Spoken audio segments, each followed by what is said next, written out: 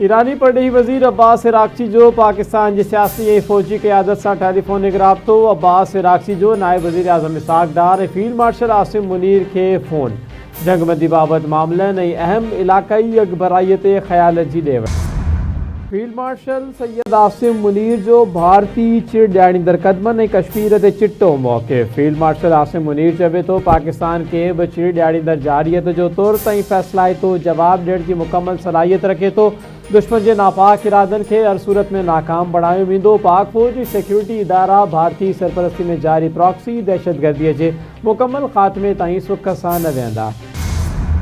कौमी सलामती कमेटी भारतीय कदमनि के गैर कानूनी करार ॾेई छॾियो। पहलगाम, फॉल्स फ्लैग ऐं भारतीय चिड़ ॾियारींदड़ क़दमनि ते पाकिस्तान जे क़ौमी सलामती कमेटी जो चिट्टो मौक़िफ़।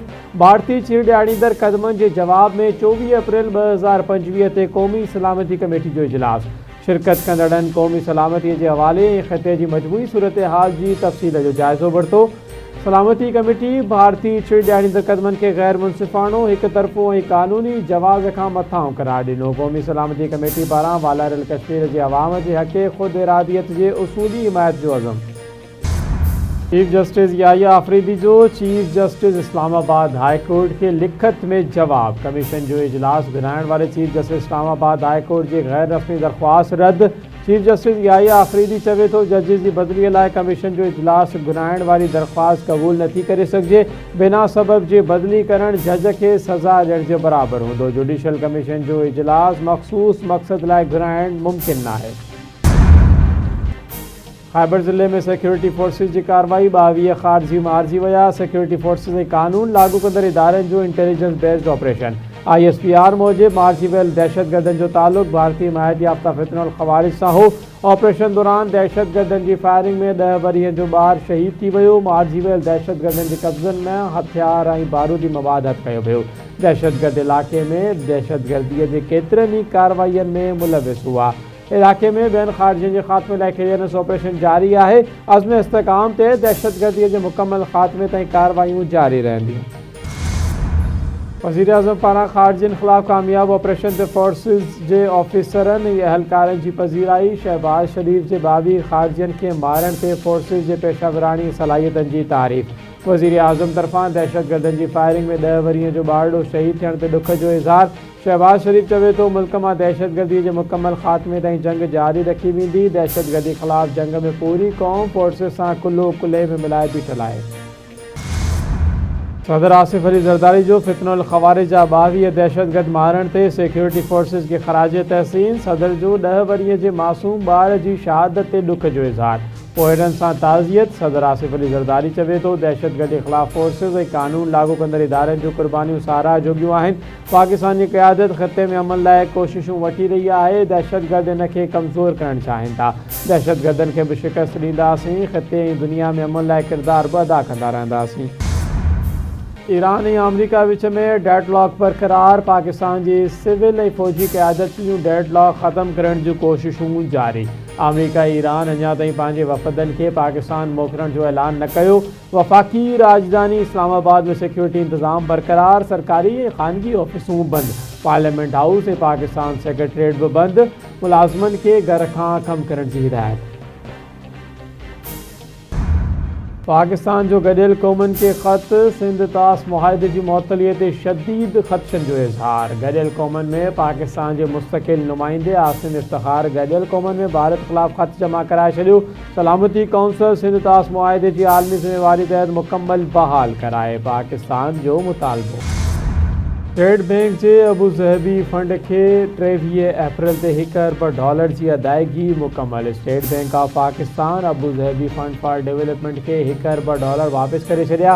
स्टेट बैंक जो चवणु आहे त गडियल अरब इमारात के गुज़िरियल ॾींहुं $1 अरब की रक़म वापस कई। पाकिस्तान गुज़िरियल हफ़्ते $2.45 अरब की रक़म पिणु वापस करे चुको है। गडियल अरब इमारात के मजमूई तौर $3.45 अरब की वापसी मुकम्मल कई वई। अमरीकी सदर डोनाल्ड ट्रंप की बरतानिया ते गरो टैरिफ लगाइण की धमकी। बरतानिया अमरीकी कंपनियों ते लगल टैक्स ख़त्म न कयो त वॾो टैरिफ लगाईंदासीं। मूंखे पसंदि न आहे त को अमरीकी कंपनियुनि खे निशानो बणाए। अमरीकी सदर डोनाल्ड ट्रंप जो बरतानवी अख़बार दी टेलीग्राम के इंटरव्यू। ईरान में केर बि शिद्दत पसंद न आहे, सब ईरानी इनकलाबी आहिनि। ईरान जे सदर मसूद पज़ेश्कियान ईरानी पार्लियामेंट जे स्पीकर मोहम्मद बाक़िर कालिबाफ जो डोनाल्ड ट्रंप जे बयान ते रद्द अमल संदन चवणु आहे त ईरान ते हाणे हमिलो कंदड़नि खे पंहिंजे क़दम ते पछताइणो पवंदो। ईरानी क़ौम या हुकूमत में मज़बूत इतिहाद ऐं इनकलाबी रहबर ते मुकमल एतमाद आहे। इसराइल हिकु भेरो ॿीहर ईरान खे संगीन नतीजा भोगण जी धमकी ॾेई छॾी। इसराइल जो बचाव वारो वज़ीर इसराइल कॉट्ज़ चवे थो, ईरान सां ॿीहर जंग करण लाइ तयारु आहियूं। अमरीका जे ग्रीन सिग्नल जो इंतज़ारु आहे। ईरान खे पथर जी दौर में धिके छॾींदासीं। अमरीका जो इशारो मिलंदे ई ख़ामनाईअ जे सॼे ख़ानदान खे ख़तमु करे छॾींदासीं। घोटकी में मुबैना तौर कुतो मारण लाइ हलायल गोली लॻण सबबि मारिजी वियल नौजवान जो लाश रखी धरणो। ज़मीर शेख जे वारसनि जो क़ौमी शाहराह ते लाश रखी धरणो आयो हुयो। वारसनि जो चवणु आहे त नौजवान खे मारण खां पोइ हाणे इतफ़ाक़ी गोली लॻण जो नाटक रचायो पियो वञे। ज़मीर खे क़त्ल कंदड़ जवाबदारनि खे गिरफ़्तार करे इंसाफ़ फ़राहम कयो वञे।